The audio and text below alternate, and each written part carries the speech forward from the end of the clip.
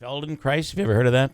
Feldenkrais? I don't know. No. That's the word that won the... right, the spelling bee. Yeah. Well, there were two, right? There were two words. Feldenkrais, I believe is how it's pronounced. And then the other one, let's see if I get it right, is Gesellschaft. Is that in exchange, instead of saying something, the Lord's name in vain or something? Feldenkrais. Yeah, I think it might be. Listen to this. The Gesellschaft. Gesellschaft. Gesellschaft. Is No, that how I only it's have that pronounced? because I have a pronouncer here. Gesellschaft. Shaft. Gesellschaft. Now, just Bless for the you. record, bless you. Here's Charles Barkley and his response after hearing that word. SCHAF. First of all, I almost had it. I don't know why I've got 10 things playing at once, but I'll tell you what Charles Barkley said. That's not a word. I'm sorry. They're lying to us. That's not a word. Here we go into Memorial Day weekend, and there's some things to think about. Not just that it's going to be a huge travel weekend, but safety concerns as well. There will be madness on the roads. AAA's Ed Welch on the line. Ed, good morning. Good morning, Bill. You know, I'm practicing a little schadenfreude because I'm enjoying watching you guys stumble on those words. Yeah, well, we do it well, don't we? Stumble, I'll that is. be honest with you. It sounded like it was German. It does, yeah. I'm sure they must have asked for the origin of the word, and it does sound German. Well, isn't yeah. most of our language Germanic in origin? Yeah. So what do you think this weekend? Great weather, it looks like, although there'll be a threat of a thunderstorm. It's going to be hot, but the gas prices are the real inspiration, it seems. And you're right, Bill. They are. We've got 38 million, more than 38 million people taken out to the roads this weekend. It's the second highest travel holiday on record.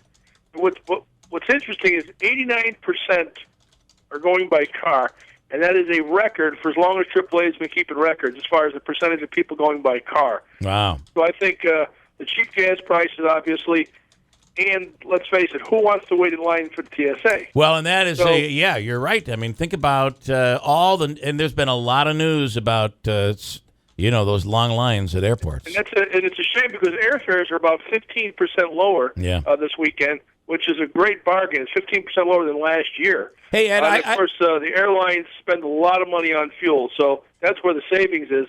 But traffic goes up at the airport as well. But everyone realized they don't want to wait in line 3 hours, so they just get in the car and go. I got to tell you that, and I will say that when we went on spring break and I broadcast from Orlando a few weeks back, we used AAA to set up the experience. And I got to tell you, coming out of that airport in Orlando, which is crazy always, they did this thing where they call it accelerated check, and they were coming in. It was almost like they were. It was like a pep rally, and they were yelling and joking with people, and they're saying, "We're moving quickly. Keep your shoes on." So you kept your shoes on.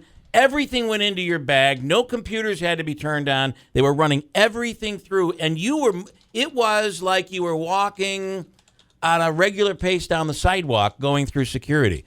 Now, my question... Sounds like the way it should be. It is the way it should be. So my question is, do they have some new technology, or were you just less safe on the airplane? Well, I think both. I think what happens is, and certainly we don't know how the TSA operates, but I think they look at threat levels, they listen, they watch things, and I think when you have a big crowd and a low threat level, I think they'll be a little more relaxed. I think if somebody had called that airport or they had some intelligence or rumored intelligence, I would have grinded to a halt. Yeah, and that's the scary thing. All it takes is a stupid phone call. Yeah, exactly, and it's we could discuss that all day. But sadly, other parts of the world, they don't have this issue, even though terrorists are every place. Yeah, and that really goes back to the fact that we won't profile anybody. Good point. Yeah, that's you go to Israel, they know who to look for, so to speak. Yep. It's just a shame, and the public gets inconvenienced by these things. What about so you're on the road this weekend, and you're going to be traveling. It can be crazy on weekends like this. It can be, and I think even though there's no snow on the ground, which we're all grateful for, let's face it, a quick thunderstorm can make the roads greasy, especially if it's been hot. Certainly give you visibility problems, and obviously impede your travel. So again, one of the best devices we all have is our phones. You can download even AAA mobile app. You can look ahead to see where you're going. You can look at road conditions, construction. There's a lot of construction going on. The last time I was down by the Tappan Zee Bridge during rush hour, it was quite a experience to get through there. So, think ahead, plan ahead. And, we got a nice long weekend. A lot of people are going to leave after work today, Bill. Yeah, and, you work all day. You got up early so you could pack. So my recommendation is you're going to get tired. Even though the sun might be out till 9 o'clock at night, Sure. you're going to get tired. So if you're leaving after work to get an early start, don't drive more than 100 miles without getting out of your car.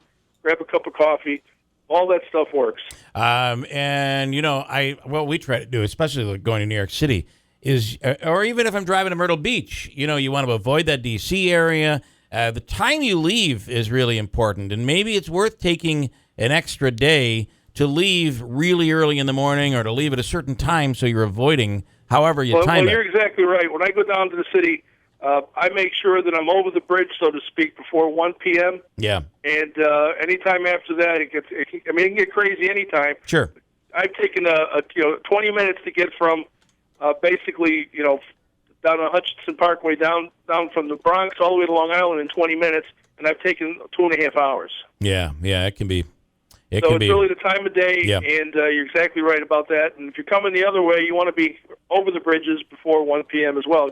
That's about the prime time. And correct me if I'm wrong, I've always thought that, obviously both you got early morning rush hour and then you have the afternoon. But if a good time, correct me if I'm wrong, to come into New York City is the afternoon. Most of New York City people are leaving the city at that time. Or is that not true? No, that's somewhat true. And the trick is depending where you are. Again, if you're like up to the Bronx, heading out towards Queens and Long Island in the middle or early afternoon, it's perfect. Yeah. But again, coming back the other way, it's the same thing. You want to be heading out of there by 1 o'clock. Yep. When I go down to visit or I go in business, I make sure that I'm basically over Whitestone Bridge Sure. before 1 o'clock. It's all about timing. And by the way, speaking of timing, it's a holiday weekend, and you'll be still slaving in front of the microphone tomorrow morning. Oh, absolutely. And we're going to be talking about a very good topic tomorrow, automotive air conditioning. I think everyone's going to hope that the air conditioning has been working this week. Yeah. And Bill, Sunday is the 100th running of the Indianapolis 500. Big. So we're going to talk a little bit about Indy 500 history, and I'm going to give you Ed's trivia question for the day. Okay. Ready? I'm ready. Okay. Well, who was the first sanctioning body of the Indianapolis 500? I hope I win the $100 here. I have no idea. I'm going to say it was like a horse racing thing. Well, Bill, you get the prize anyways, but okay. it was AAA. It was AAA. AAA was the sanctioning body of the Indy 500, and we were a sanctioning body for NASCAR up until World War II. Wow, I did not know that. That's really a cool. And, after the early 50s, we got out of the racing business, but we were the sanctioning body for much of the racing in this country in the first half century of the automobile. Never knew that. That's an awesome question. That one deserves a Jeopardy spot, don't you think? Oh, I think so, but I told everybody knows. That's right. Good point. All right. Good stuff, Ed. Enjoy the weekend. Thanks, Bill. Thank you so much. All right. Ed Welch. And as we said, he'll be on tomorrow morning, 9 a.m. on WIBX with Auto Talk. Quick break. Come right back. And George Phillips is running for Congress and getting a little equal time in after the appearance yesterday by Stephen Wells. We'll speak with Mr. Phillips next on WIBX.